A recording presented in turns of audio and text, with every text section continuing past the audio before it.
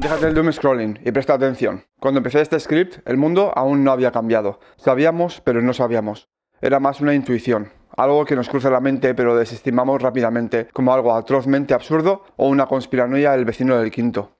Ahora, tras las revelaciones del caso, las obras que trataremos en este vídeo tienen un tinte más ingenuo, menos brutal en su representación de estas distopías, porque cuando el mundo cambia y se convierte en algo que ni Orwell, ni Atwood, ni mucho menos Huxley hubieran imaginado, la ficción de estas obras se vuelve un tímido acercamiento a lo que los seres humanos podemos hacer. Los horrores que estamos escuchando sobre la élite superan lo peor que nadie hubiera podido imaginar. Pero estas obras aún tienen un valor didáctico y siguen siendo un aviso para el resto de la sociedad, para los gobiernos y para los que aún mantenemos la esperanza como el motor de nuestras vidas. La esperanza de que el mundo pueda cambiar su dirección y de que el pueblo siga siendo el que tiene el poder de cambiarlo.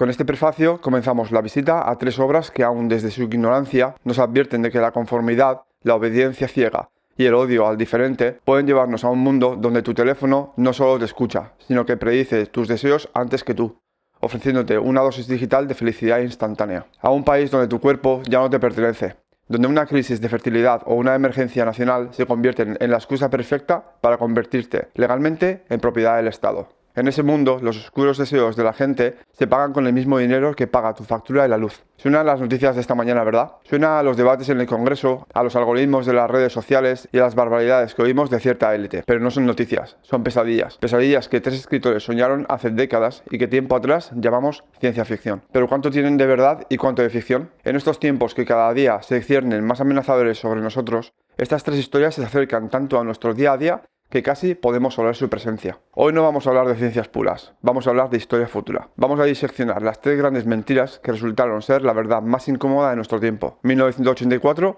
Un mundo feliz y El cuento de la criada. Tres distopías que parecen estar más cerca que nunca. Durante años hemos leído estos libros en el instituto como si fueran portales de un país lejano y terrible. Mira qué mal lo pasaban en la Rusia de Stalin, decíamos al leer a Orwell. Qué locura la ingeniería genética, pensábamos con Huxley. Pero hemos cometido un error fundamental. Un error que nos está costando nuestra libertad. Hemos leído estos libros como si fueran ventanas a otros mundos, y no lo son. Son espejos que cada día reflejan más nuestra realidad. Hoy vamos a romper esos espejos para ver qué hay detrás. Vamos a descubrir por qué Orwell, el santo patrón de la lucha contra el totalitarismo, hizo una lista negra para el gobierno británico antes de morir. Por qué Huxley creía que no haría falta un dictador con bigote y un uniforme militar para esclavizarnos, sino solo una buena pastilla y mucha televisión. Y por qué Margaret Atwood insiste, con una calma que hiela la sangre, en que no inventó ni una sola tortura de su libro, que todo, absolutamente todo, ya nos lo hemos hecho los unos a los otros. Prepárate, porque al final de esto tendrás que preguntarte si estás viviendo el mundo real o en el capítulo de una de estas novelas. Empecemos con El gigante. El año es 1948. George Orwell se está muriendo. Tiene tuberculosis. Sus pulmones se deshacen. Tose sangre y se ha aislado en una isla remota y miserable de Escocia para terminar su magnum opus. 1984. Todos conocemos lo básico. El gran hermano te vigila y la policía del pensamiento te detiene.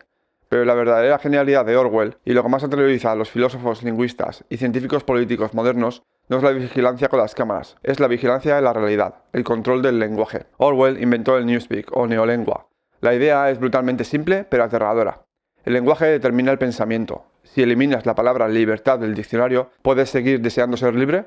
Si no tienes palabras para describir tu opresión, ¿puedes rebelarte contra ella? Piensa en el discurso político actual. Piensa en cómo simplificamos todo a eslóganes vacíos, a tweets de 280 caracteres, a reacciones binarias de me gusta o no me gusta. Orwell temía un mundo donde el vocabulario se redujera tanto que el pensamiento complejo fuera imposible. Y en su obra nos introdujo también al doble piensa. El doble piensa es la capacidad de sostener dos ideas contradictorias en tu mente al mismo tiempo y creer que ambas son verdad. Saber que 2 más 2 son 4, pero aceptar que son 5 si el partido lo dice. ¿Te suena familiar? Es la capacidad de negar la evidencia científica, climática o histórica porque choca con nuestra identidad política. Orwell no predijo el iPhone, pero predijo nuestra psicología rota. Predijo que llegaríamos a un punto donde la lealtad al grupo es más importante que la realidad que ven nuestros ojos. Pero aquí hay un giro oscuro que no te contaron en la escuela. El propio Orwell, el hombre que nos advirtió contra el gran hermano, parece haber caído en sus garras en sus últimos momentos. En 1944, poco antes de morir, entregó una lista al gobierno británico. La infame lista de Orwell. Nombres de escritores, actores y periodistas, incluido Charlie Chaplin, que él sospechaba eran comunistas. Se lo dio a una unidad secreta de propaganda llamada Information Research Department. ¿Fue un acto de patriotismo desesperado en la Guerra Fría o la tradición final de sus propios principios? Sea lo que fuere, nos enseña una lección valiosa y terrible. El miedo nos corrompe a todos. Nadie, ni siquiera Orwell, es inmune a la paranoia del poder. Si él pudo caer, ¿qué nos hace pensar que nosotros no? Ahora cambiamos de canal. Dejemos la gris, sucia y lluviosa Londres de Orwell y vayamos al futuro aséptico, brillante y sexualmente liberado de Aldous Huxley en un mundo feliz. Si Orwell temía que nos prohibieran los libros, Huxley temía algo mucho peor: que no hubiera razón para prohibir un libro, porque nadie querría leerlo. Neil Postman, un crítico cultural brillante, resumió esta pelea de titanes perfecta. Orwell temía que lo que odiamos nos arruinara. Huxley temía que lo que amamos nos arruinara. En el mundo de Huxley no hay tortura física sistemática, hay soma, una droga perfecta, sin resaca. Te tomas una pastilla y tus problemas desaparecen. ¿Te sientes triste porque se murió tu perro? Soma. ¿Estás estresado por el trabajo? Soma. ¿Te cuestionas el sentido de la vida y el vacío del universo? 2 dosis de soma, voy a disfrutar. Huxley vio venir la medicalización de la existencia humana antes que nadie. Vio un mundo donde la estabilidad social se mantiene no con la bota de un soldado en tu cuello, sino con la satisfacción inmediata de todos nuestros deseos más bajos. Sexo promiscuo sin consecuencias emocionales y entretenimiento constante. En su novela hay cine sensible, películas que estimulan el tacto y el olfato para que no tengas ni un segundo de silencio mental. ¿Le suena al scroll infinito de TikTok? ¿Al maratón de Netflix que usamos para anestesiar la ansiedad del domingo por la noche? ¿Pero es esto una distopía? El debate clave del libro es entre el interventor mundial, el dictador benévolo y el salvaje, un hombre nacido fuera del sistema. El interventor dice: hemos eliminado el sufrimiento, la gente es feliz. Y el salvaje responde con una de las frases más poderosas de la literatura del siglo XX: pero yo no quiero comodidad, yo quiero a Dios, quiero la poesía, quiero el peligro real, quiero la libertad, quiero la bondad, quiero el pecado. El salvaje reclama el derecho a ser infeliz, porque ser infeliz, sentir dolor, duda, duelo, es el precio de ser libre. Huxley nos advierte de que si entregamos nuestra libertad a cambio de confort y seguridad, dejaremos de ser humanos y nos convertiremos en mascotas bien alimentadas. Hoy, mientras buscamos la siguiente dosis de dopamina digital, la advertencia de Huxley resuena como una sirena de alarma. No necesitamos un gran hermano que nos vigile. Nosotros mismos llevamos el dispositivo de rastreo en el bolsillo, lo acariciamos, dormimos con él y lo miramos 200 veces al día por puro placer. Somos prisioneros que han decorado su celda con pantallas de alta definición. Finalmente llegamos a la pesadilla que se siente más visceral, más real y más inmediata hoy en día. Gilead, el cuento de la criada. Margaret Atwood escribió esto en los años 80. En los años 80. Escribía en Berlín Occidental, en presencia del muro. Observaba la revolución en Irán y el auge de la derecha religiosa en Estados Unidos. Y se impuso una regla de oro al escribir. Una regla que hace que el libro sea terrorífico. No voy a poner nada en este libro que la humanidad no haya hecho ya en algún lugar, en algún momento de la historia. Quizás haya que alegrarse de que la escritora no tuviera el conocimiento que todos tenemos ahora. Gilead no es una invención, es una amalgama de nuestras peores caras.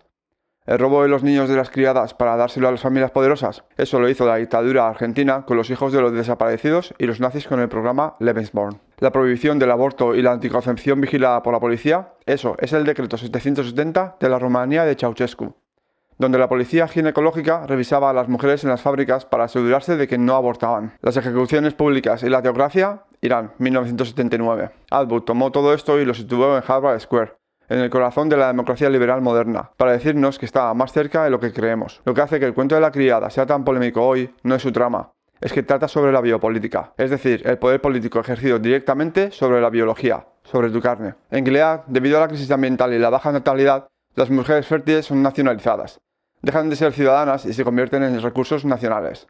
Son, en palabras de la novela, úteros con 2 patas. Pero lo más perturbador del análisis de Atwood es la complicidad. Gilead no se mantiene solo por hombres malvados con ametralladoras, se mantiene por las tías. Mujeres como la tía Lidia. Las tías son mujeres que adoctrinan, castigan y controlan a otras mujeres a cambio de una migaja de poder. Atwood nos muestra una verdad incómoda. El totalitarismo no solo te oprime desde fuera, te corrompe desde dentro. Te convierte en cómplice de tu propia destrucción para sobrevivir un día más. Hoy, cuando vemos a mujeres vestidas con túnicas rojas y tocas blancas protestando frente a parlamentos en Texas, en Polonia o en Argentina, estamos viendo un reconocimiento global de que el cuerpo sigue siendo el campo de batalla político definitivo. Atwood no escribió una profecía, escribió un manual de resistencia. Así que aquí las tenemos, las 3 caras del monstruo que nos acecha. Orwell nos advirtió sobre el control de la verdad. Nos dijo que quien controla el pasado, controla el futuro. Y hoy, en la era de la desinformación, vemos cómo la verdad se disuelve, e incluso se ignora, incapaces de reaccionar a los horrores que se nos muestran. Huxley nos advirtió sobre el control del deseo. Nos dijo que nos convertiríamos en una cultura trivial, ahogada en su propia irrelevancia, demasiado entretenida para darse cuenta de que estaba encadenada. El auge del fascismo viene del deseo de sentirnos seguros, aunque sea a costa de nuestra propia libertad. Atwood nos advirtió sobre el control de la vida. Nos recordó que los derechos no son permanentes, que el progreso no es una línea recta hacia arriba, y que las estructuras antiguas de poder siempre están esperando una crisis para volver a tomar el control de nuestros cuerpos. ¿Cuál de ellos tenía razón? La respuesta es la más aterradora de todas, porque los tres tenían razón. Vivimos en una amalgama perfecta de sus visiones. Tenemos la vigilancia de datos y la manipulación de la verdad de Orwell. Tenemos el entretenimiento sedante y la medicalización de Huxley. Y tenemos las batallas biopolíticas y el extremismo religioso de Atwood. Pero no quiero dejarte con desesperanza, porque las distopías tienen una función secreta. No están escritas para decirnos esto es lo que va a pasar, ríndete. Están escritas para decirnos esto es lo que pasará si no hacemos nada. La distopía es un mapa de las zonas de peligro. Winston Smith fracasa y ama al gran hermano. El salvaje se suicida. De Fred, bueno. Su final es ambiguo, sube a una furgoneta hacia lo desconocido. Pero nosotros, los lectores, seguimos aquí. Nosotros estamos fuera del libro. Nosotros tenemos la capacidad de mirar a nuestro alrededor, ver las cámaras, ver las pastillas, ver las leyes y decir no. Esta es la paradoja de la distopía. Cuanto más popular es, menos probable es que se haga realidad, porque estamos avisados, o eso queremos creer. Así que la próxima vez que veas una noticia falsa que te hace sentir bien porque confirma tu odio y no la verificas, o escuches a un político hablar sobre legislar los cuerpos de otros como si fueran propiedad del Estado, recuerda a Winston, recuerda al salvaje y recuerda a De Fred. Porque el futuro no está escrito, pero estos libros nos han enseñado, con un detalle escalofriante, cómo se escribe la historia si dejamos que otros sostengan la pluma. La pregunta ahora no es si vivimos en una distopía. La pregunta es, ¿qué vas a hacer tú para salir de ella?